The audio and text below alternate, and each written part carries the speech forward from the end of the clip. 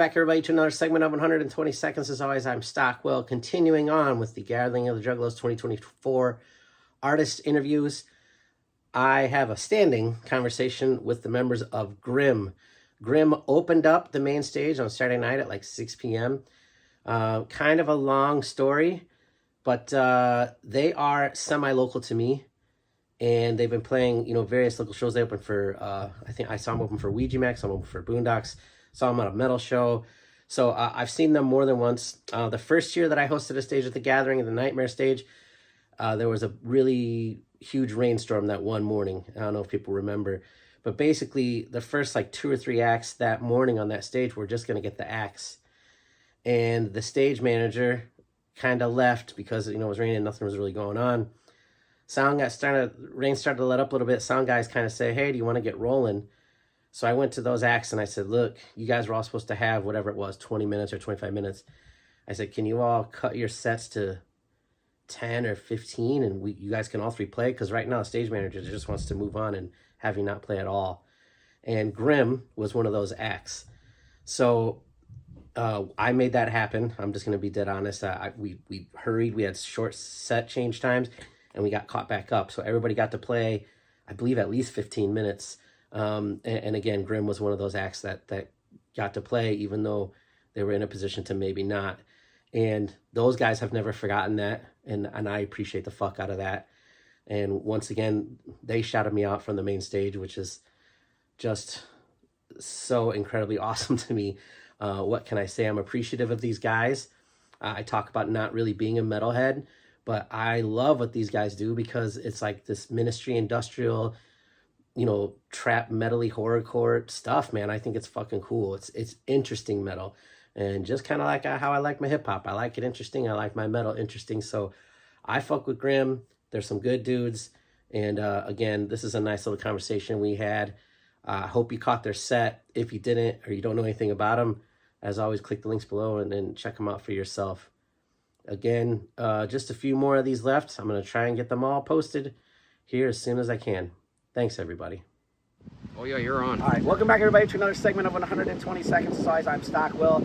I am here with Saturday night main stage openers and Juggalo-adjacent metal group, industrial group, touch of hip-hop, lots of horror, GRIMM. So these guys are actually not far from me, from where I live.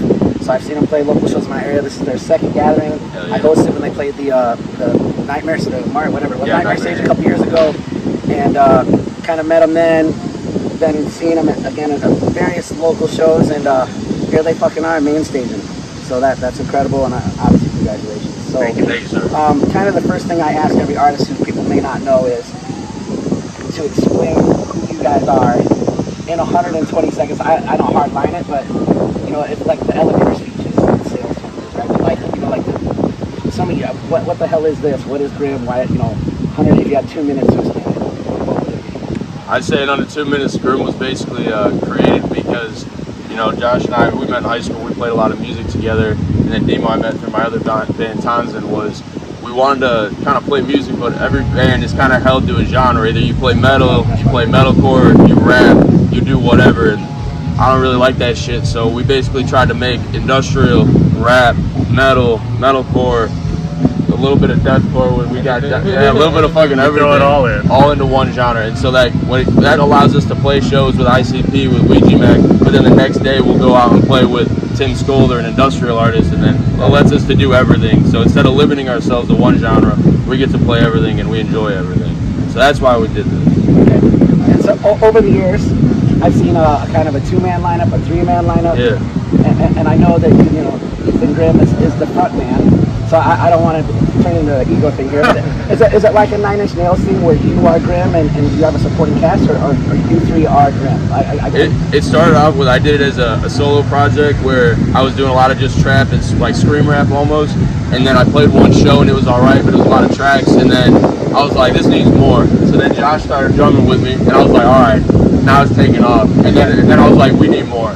And so Demo stepped in. Originally he was playing bass, but then we switched him over to guitar, and so it originally started off with me as GRIMM, but now the band. Okay. All right. You played the second stage 2 years ago, and I happened to go back and do my notes. I saw GRIMM for this.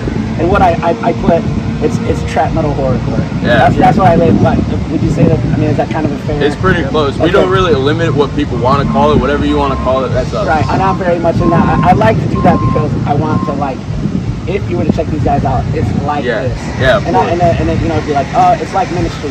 Not really, but sort of. But there's and I love Ministry, but I wouldn't say you two are the same. But when I'm listening, I'm like, this guy. So occasionally, I'm Ministry. Oh, it does. It does. So it's kind of our goal. You can compare us to a lot of different acts. You know, we got a lot of flavor. That's right. Yeah. You can pick out the influence in different songs, like where you can hear where we might have pulled some inspiration and things like that. All right, let's talk about the vinyl that I picked up from you. Oh, hell yeah. So that was a vinyl-only audio release. That audio doesn't exist elsewhere, So or it does? the audio is on streaming platforms. Oh, it is. It's the physical media. Okay, That cover was taken down for copyright, even though it was a recreation, a redrawing. Okay, so you were able to get it back. Yeah, so the audio is there, but that cover does not exist anywhere besides that vinyl and CD. That you can't get any. Like it has to be in your hands to own it. That's right, and I got a copy in my basement right now. $600. $600. Not a dime less. But it's not sealed because I listen to my vinyl. If you buy vinyl, open that shit and listen to it. Listen to all your vinyl. It's like having a car collection and not driving the fucking cars. All right. First full length was 2020, and then basically just a slew of EPs and singles. A lot right? of EPs. And so I'll just say, what's the motivation for kind of releasing your music that way? We like to keep it into different themes. So like the album you picked up was Trilogy of Terror. So like those 3 songs were all directly horror related from that genre. Right. And then we did Synthetic, that EP that was split with it was all strictly industrial, not a lot of trap metal to it. And so we do that to kind of keep releases together, but now on our upcoming album we're dropping at the end of the year, we kind of threw that away and now it's a hodgepodge of a little bit of everything. Okay. And then after that releases, we're kind of going back to plan out another Trilogy of Terror, and then we have a couple ideas already in the works. So we like to if it's an album, it's a little bit of everything, but when we do small EPs, they're kind of like genre specific, so that way you know what kind of vibe you're getting out of it. Right, okay. And that just led me right into the next thing is, when's the next, are you going to do full length? I know you're kind of doing the single EP thing. So our full length's in the works. We had 2 songs left to record. We have one that's already in the mix. That's just we're waiting to get back from our producer. We have 6 songs already done, and then there's one more that we're also waiting to get the instrumental. So how our writing process works is we'll write the instrumentals down, and then we'll give them to our producer to kind of like spice them up a little bit. He'll tweak some things where he thinks are missing, and then we'll throw the vocals in over it. Okay, all right. What is next for GRIMM outside of that release? Outside of that release is we're looking at booking agents currently because we're all self-booked. Every show that we've played has come out of our own hands, emailing and getting a hold of people. We don't have any managers, no booking agents, no label. Everything is out of our own pockets. So our next step after this release is actually before it comes out is we're working on reaching out to different labels to kind of pitch it, working on different agents to pitch, to try to get a little bit of traction so that way we can get into bigger audiences. That's what we're looking for. Your favorite Chicago style pizza? I'm a deep dish guy. What specifics? Quad. Quads? Okay. Quad. Yeah? I'm a simple Giordano's guy. Okay. They'll crucify me for it. No, I don't like the doughiness of Giordano's. Oh, and I do. But I like Gino's the best, and everybody hates me for that one because I like the cornmeal. I'm gonna throw a wrench in this for you, okay? Yeah. Lou Malnati's has a pizza I fuck with Lou Malnati's, that is all made of sausage, the whole base. Yeah. There's no bread. Oh, no. I'm telling you, I you didn't don't think know you were that. getting this out of it, but I'm telling you. I don't know that one. But you are Meat pizza, dog.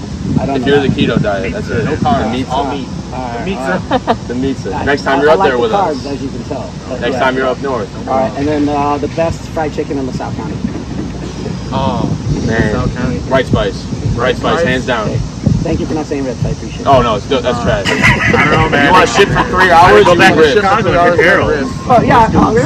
Yeah, all right. Go back to Chicago, hit up Harold's Chicken, man. Yeah, That's where it's at. yeah, no, yeah, fair enough. Chicago, born and raised. Well, I got food all day. I say come to fucking Quad Cities and go to Frank's Pizza. That's Hell what I yeah. say, but, you know, you never heard of any of that shit. Quad City style pizza, Google it, it's delicious. All right, Juggalos, this is GRIMM. We're at talking local bullshit here.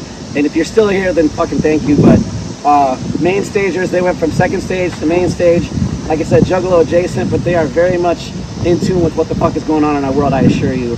I won't get into too many details on that. It's another time and another story. But Juggalos, check out GRIMM. They're going to be on the main stage tonight, which, you know, maybe watch our live, you know, Pengalos or whatever. Leave your comments below, see if you, see if you're digging what they do. So I really appreciate it, guys. Oh yeah, man. Of course. All right. Thank you. Lego lovers for life. Yeah, I don't go there. Right. I don't fuck with them anymore. I used to like them, but I don't fuck with them.